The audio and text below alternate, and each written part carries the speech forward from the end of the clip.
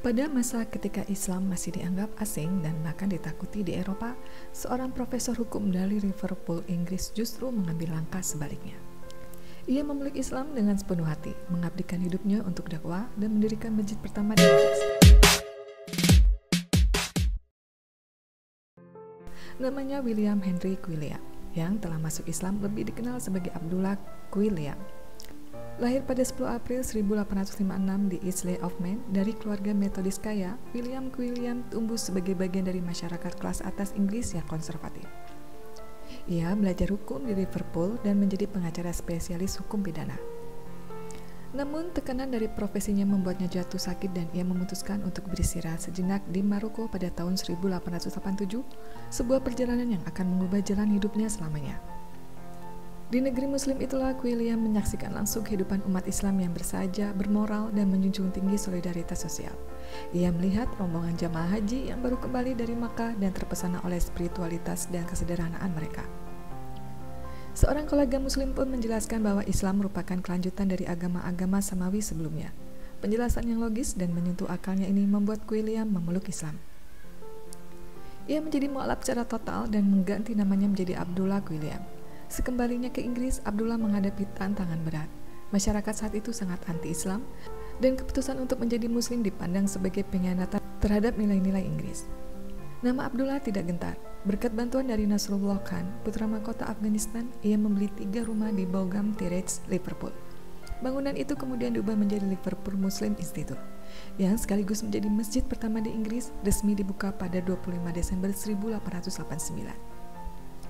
Masjid ini tak hanya menjadi tempat ibadah, tetapi juga pusat pendidikan dan pelayanan sosial. Ada sekolah asrama untuk anak laki-laki, sekolah siang untuk anak perempuan, panti asuhan Madinah House, museum, laboratorium sains, dan kelas-kelas keislaman. Di ruang bawah tanah masjid, Abdullah menerbitkan majalah The Christian dan The Islamic Review, serta buletin The Faith of Islam, yang diterjemahkan ke dalam 13 bahasa dan bahkan dipesan oleh Ratu Victoria. The Christian mendokumentasikan kisah-kisah umat muslim di Inggris dan dunia Islam. Dari tahun 1893 hingga 1908, surat kabar tersebut diedarkan ke lebih dari 80 negara. Penerbitan jurnal tersebut dihentikan pada tahun 1908. Dakwahnya berhasil menarik sekitar 600 orang untuk memeluk Islam, termasuk tokoh-tokoh penting seperti Profesor Nasrullah Warren, Robert Stanley, wali kota Stelbright, dan Michael Hall, mantan pendeta Metodis.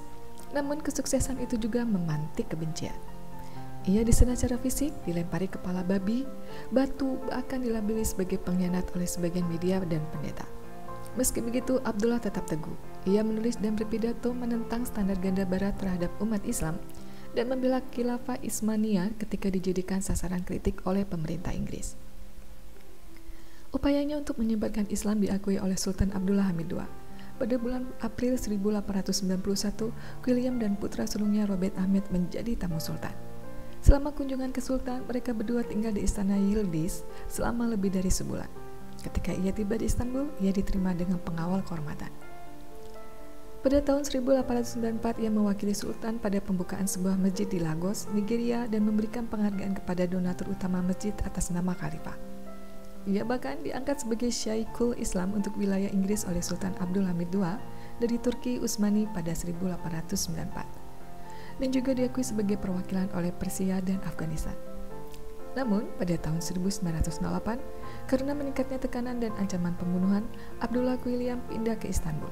Ia kembali ke Inggris menjelang akhir hayatnya dengan nama samaran Harun Mustafa Leon dan wafat pada 23 April 1932 di London. Sebagai seorang pengkhotbah yang karismatik, ia menciptakan komunitas muslim yang luar biasa di Liverpool, Victoria, termasuk sekitar 600 mualaf di Inggris. Pendiri Liverpool Muslim Institute dan British Muslim Association di Mount Vernon Street pada bulan September 1887 ini memelopori promosi Islam di Inggris secara terbuka. Upaya pertamanya untuk menyelenggarakan pertemuan yang mempromosikan Islam menemui perlawanan sengit dari pemilik properti di Mount Vernon di pusat kota Liverpool, yang mengusir mereka karena berkhotbah bahwa Yesus tidak disalib. Quilliam memindahkan Institut Muslim Liverpool di Brougham Terrace yang dibeli dari sumbangan yang diberikan oleh Amir Afghanistan. Ia dimakamkan tanpa tanda di pemakaman Brookwood, tempat yang juga menjadi peristirahatan terakhir tokoh Islam Inggris lainnya seperti Abdullah Yusuf Ali dan Marmaduke Pickthall. Warisan Quilliam sempat terkubur hingga pada tahun 1999 berdirilah Abdullah Quilliam Society yang dipimpin oleh Muhammad Akbar Ali. Lembaga ini berhasil memugar kembali masjid pertamanya di Liverpool yang mulai digunakan kembali pada tahun 2014 dengan biaya hampir 60 miliar rupiah dari donasi umat Islam Inggris. Abdullah Quilliam bukan sekadar mu'alaf, ia adalah pelopor, penulis, aktivis, dan simbol semangat dakwah Islam yang rasional dan damai di jantung dunia barat. Sejarah telah mencatat jasanya dengan tinta emas.